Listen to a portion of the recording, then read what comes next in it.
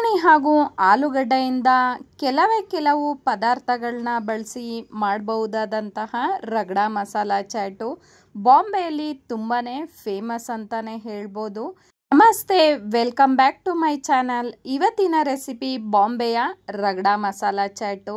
ರಗಡಾ ಮಸಾಲಾನ ಮಾಡಲಿಕ್ಕೆ ಒಂದು ಕುಕ್ಕರ್ಗೆ ನೆನೆಸಿರುವಂತಹ ಒಣ ಬಟಾಣಿ 2 ಕಪ್ಪು, 1/4 ಚಮಚದಷ್ಟು ಅರಿಶಿನ ಪುಡಿನ ಹಾಕೊಳ್ತಾ ಇದ್ದೀನಿ. ಸ್ವಲ್ಪ ಉಪ್ಪನ್ನು ಕೂಡ ಸೇರಿಸ್ಕೊಳ್ಳೋಣ. ಬಟಾಣಿ ತುಂಬ ಚೆನ್ನಾಗಿ ಬೇಗನೆ ಬೇಯುತ್ತೆ. ಸಿಪ್ಪೆ ತೆಗೆದಿರುವಂತಹ 3 ಮೀಡಿಯಮ್ ಸೈಜು ಆಲೂಗಡ್ಡೆನ ಹಾಕೊಳ್ತಾ ಇದ್ದೀನಿ. ಬಟಾಣಿ ಆಲೂಗಡ್ಡೆ ಒಂದು ಸಮವಾಗಿದ್ರೆ ರಗಡಾ ಮಸಾಲ ರುಚಿ ತುಂಬಾ ಚೆನ್ನಾಗಿರುತ್ತೆ. 2 ಕಪ್ಪು ನೀರನ್ನು ಹಾಕಿ 3-4 ವಿಜಿಲ್ನ ಮಾಡ್ಕೊಳ್ಬೇಕಾಗತ್ತೆ.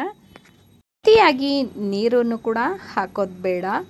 3-4 ವಿಜಿಲ್ ಮಾಡ್ಕೊಂಡ ನಂತರ ಬಟಾಣಿ ಈ ರೀತಿ ಬೆಂದಿದೆ. ಆಲೂಗಡ್ಡೆನ ಎತ್ತಿಟ್ಕೊಂಡ್ಬಿಡೋಣ. ಯಾಕೆ ಅಂದರೆ ಆಲೂಗಡ್ಡೆನ ಮಸ್ಕೊಳ್ಬೇಕಾಗತ್ತೆ, ಬಟಾಣಿನ ಹಾಗೆ ಹಾಕ್ಕೊಳ್ಬೇಕಾಗತ್ತೆ. ಬಟಾಣಿ ಈ ರೀತಿ ಬೆಂದಿದೆ. ಈ ಕಡೆ ಮಸ್ಕೊಂಡಂಗೂ ಇಲ್ಲ, ಈ ಕಡೆ ಗಟ್ಟಿಯಾಗೂ ಇಲ್ಲ. ಇಷ್ಟು ಬೆಂದರೆ ಸಾಕಾಗುತ್ತೆ. ಬಟಾಣಿ ಅತಿಯಾಗಿ ಮಸ್ತೋದ್ರೆ ರಗಡಾ ಮಸಾಲ ಅಷ್ಟೊಂದು ರುಚಿ ಬರೋದಿಲ್ಲ. ತಿನ್ನುವಾಗ ಬಾಯಿಗೆ ಒಂದೊಂದು ಬಟಾಣಿ ಸಿಕ್ಕರೆ ತುಂಬಾ ರುಚಿಯಾಗಿರುತ್ತೆ. ಎತ್ತಿಟ್ಕೊಂಡಂತಹ ಆಲೂಗಡ್ಡೆನೂ ಕೂಡ ಮ್ಯಾಶ್ ಮಾಡ್ಕೊಳ್ಳೋಣ. ಬಟಾಣಿ ಹಾಗೂ ಆಲೂಗಡ್ಡೆನ ರೆಡಿ ಮಾಡಿ ಇಟ್ಕೊಂಡಿದ್ದಾಗಿದೆ. ಒಂದು ಬಾಣಲೆಗೆ ಒಗ್ಗರಣೆಗೆ ತಕ್ಕಷ್ಟು ಎಣ್ಣೆನ ಹಾಕ್ಕೊಳ್ತಾ ಇದ್ದೀನಿ. ಎಣ್ಣೆ ಚೆನ್ನಾಗಿ ಬಿಸಿಯಾದ ನಂತರ ಅರ್ಧ ಸ್ಪೂನಷ್ಟು ಜೀರಿಗೆ, ಜೊತೆಯಲ್ಲೇ 1 ಸ್ಪೂನು ಶುಂಠಿ ಬೆಳ್ಳುಳ್ಳಿ ಪೇಸ್ಟ್ನ ಹಾಕ್ಕೊಳ್ತಾ ಇದ್ದೀನಿ. ಶುಂಠಿ ಬೆಳ್ಳುಳ್ಳಿ ಪೇಸ್ಟು ಹಸಿ ವಾಸನೆ ಹೋಗೋ ತನಕ ಹುರ್ಕೊಳ್ಬೇಕಾಗುತ್ತೆ. ಶುಂಠಿ ಬೆಳ್ಳುಳ್ಳಿ ಪೇಸ್ಟ್ನ ಹಾಕಿ ಕೈ ಆಡ್ಕೊಂಡ ನಂತರ 1.5 ಸ್ಪೂನು ಅಚ್ಕಾರದ ಪುಡಿ, 2 ಸ್ಪೂನು ಧನಿಯಾ ಬೀಜದ ಪುಡಿ, 1 ಸ್ಪೂನು ಗರಂ ಮಸಾಲೆ ಪುಡಿನ ಹಾಕಿ ಹಿಂದೆನೆ ಕೈ ಆಡ್ಕೊಳ್ಬೇಕಾಗತ್ತೆ. ಕೈ ಆಡ್ಕೊಳ್ತಾ ಮಸಾಲೆ ಗಟ್ಟಿಯಾಗುತ್ತೆ. 1-2 ಸ್ಪೂನು ನೀರನ್ನು ಹಾಕ್ಕೊಳ್ಳೋಣ. ಅದರಿಂದ ಮಸಾಲೆ ಸ್ವಲ್ಪ ಬೇಯಲಿಕ್ಕೂ ಕೂಡ ಸಹಾಯ ಆಗುತ್ತೆ. 10 ಸೆಕೆಂಡು ಕೈ ಆಡ್ಕೊಂಡ ನಂತರ ಬೇಯಿಸಿ ಮ್ಯಾಶ್ ಮಾಡ್ಕೊಂಡಿರುವಂತಹ ಆಲೂಗಡ್ಡೆನ ಹಾಕ್ಕೊಳ್ತಾ ಇದ್ದೀನಿ.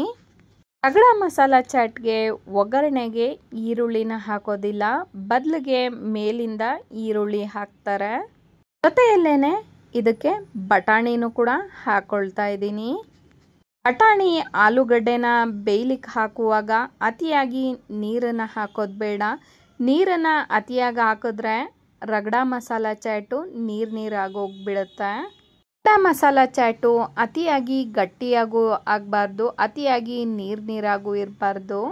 ಆಲೂಗಡ್ಡೆ ಬಟಾಣಿ ಮಸಾಲೆ ಜೊತೆ ಚೆನ್ನಾಗಿ ಹೊಂದ್ಕೊಳ್ಳೋ ತನಕ ಕೈ ಆಡ್ಕೊಂಡ ನಂತರ ರುಚಿಗೆ ತಕ್ಕಷ್ಟು ಉಪ್ಪು, ಅರ್ಧ ಸ್ಪೂನು ಕಪ್ಪುಪ್ಪನ್ನ ಹಾಕಿ ಮಿಕ್ಸ್ ಮಾಡ್ಕೊಳ್ತಾ ಇದ್ದೀನಿ.